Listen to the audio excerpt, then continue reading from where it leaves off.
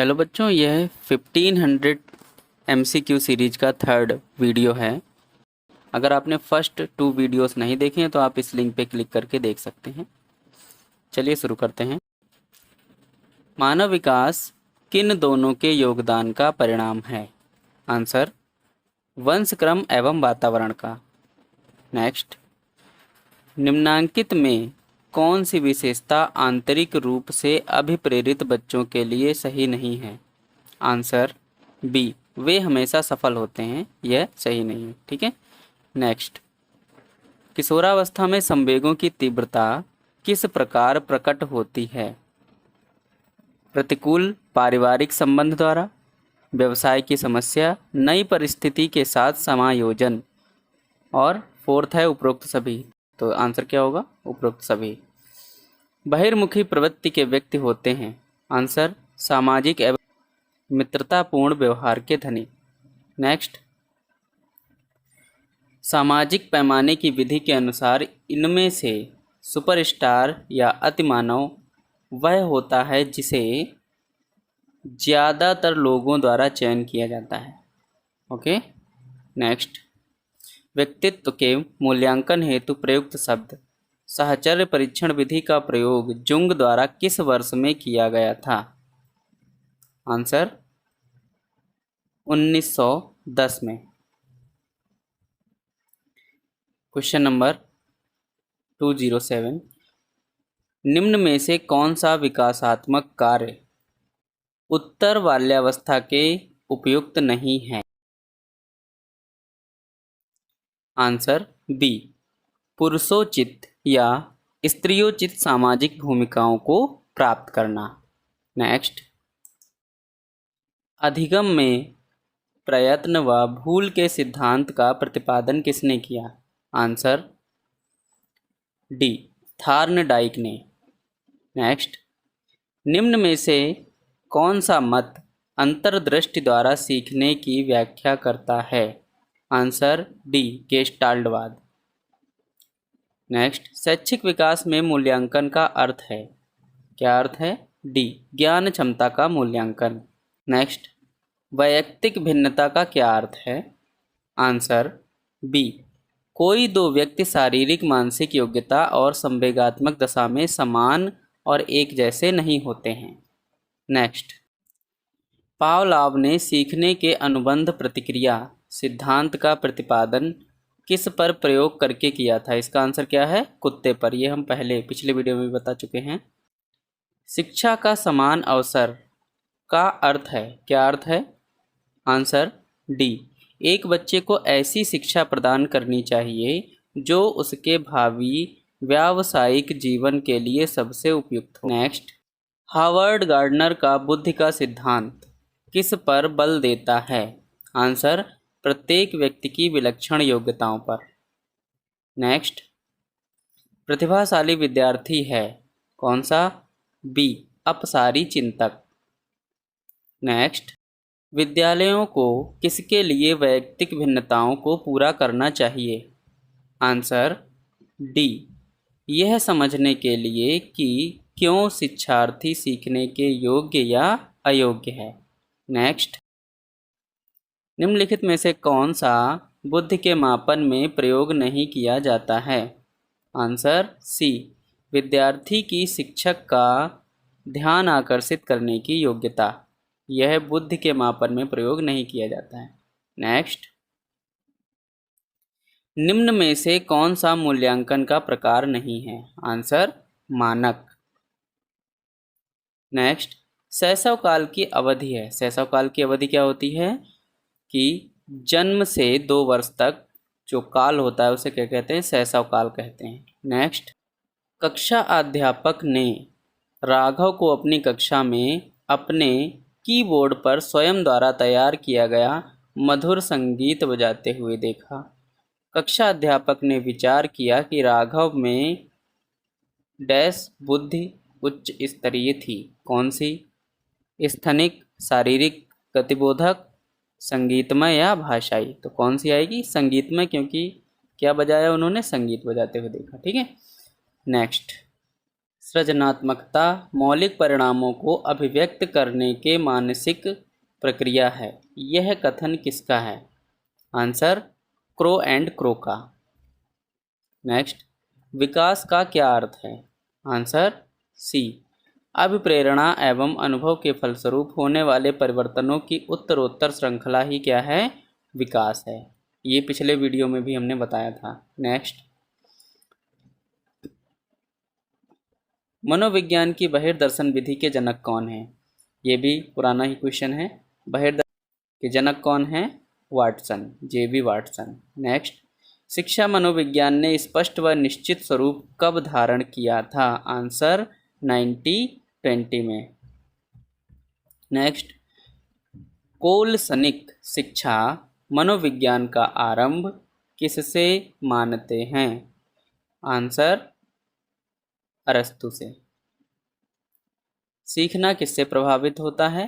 Answer प्रेरणा से। Next, खेल को ऐच्छिक तथा आत्म प्रेरित क्रिया किस मनोवैज्ञानिक ने बताया? आंसर स्टर्न ने। निम्नलिखित में से समाजमिति विधि के प्रणेता हैं कौन है? आंसर जे.एल. मेरिनो। नेक्स्ट, बालकों में खेलों से विकसित होने वाली शक्तियां हैं कौन सी हैं? शारीरिक। नेक्स्ट, मारिया मोंटेसरी पद्धति में शिक्षा किस माध्यम से दी जाती है? आंसर गीतों द्वारा, खेलों द्वारा, उपहारों द्वारा या उपरोक्त सभी द्वारा। तो मोंटेसरी पद्धति में इन तीनों द्वारा यानी उपरोक्त सभी के द्वारा शिक्षा प्रदान की जाती है। नेक्स्ट, निम्नलिखित में से अधिगम का सिद्धांत नहीं है। अब अधिगम का सिद्धांत कौन सा नहीं है? डॉपलर सूच का सिद्धांत नहीं है।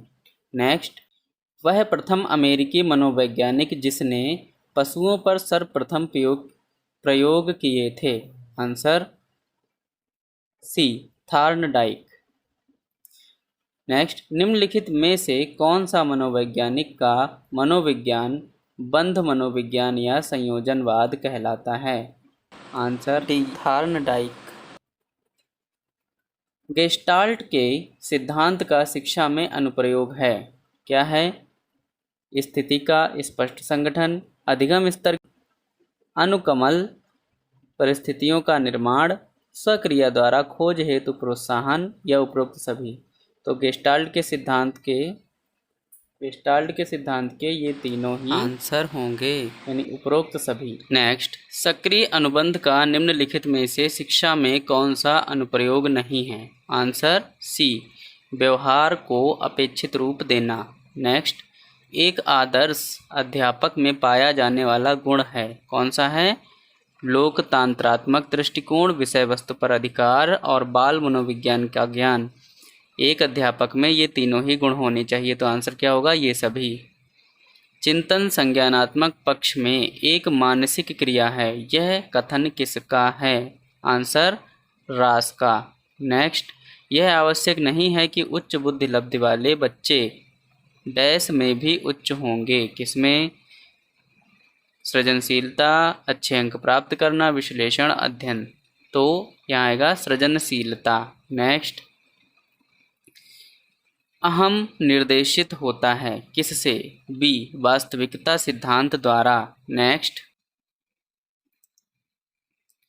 मनोवैज्ञानिकों के अनुसार निम्नलिखित में से किस विधि द्वारा मूल प्रवृत्तियों में परिवर्तन लाया जा सकता है? आंसर बी, मार्गांतरीकरण द्वारा। नेक्स्ट, खिलौनों की आयु किसे कहा जाता है? आंसर पूर्व बाल्यावस्था को। नेक्स्ट, निम्नलिखित में से कौन सा एक माध्यमिक विद्यालय की कक्ष में शिक्षक की भूमिका का सर्वोत्तम उचित वर्णन करता है? आंसर सी, चर्चाओं के अवसर उपलब्ध कराना। नेक्स्ट, बच्चों के अधिगम को सुगम बनाने के लिए अध्यापकों को एक अच्छे कक्षाई परिवेश का सृजन करने की आवश्यकता है। इस प्रकार के अधिगम परिवेश बनाने के लिए दिए गए कथनों में से कौन सा कथन सत्य नहीं है? आंसर शिक्षकों के अनुसार कार्य करना, बच्चे की स्वीकृति, शिक्षक का सकारात्मक रुख, बच्चे के प्रयासों का अनुमोदन। तो इसमें कौन सा सही है? ए, शिक्षकों के अनुसार कार्य करना। नेक्स्ट, छात्र स्वाभाविक रूप से प्रेरित होते हैं। आंसर क्या है? नवीनता का पता लगाने के लिए। नेक्स्ट, निम्नलिखित में से डैश को छोड़कर सभी बुद्धिमत्ता परीक्षण के उदाहरण हैं। किसको छोड़कर? सी, बेल स्केल्स को छोड़कर।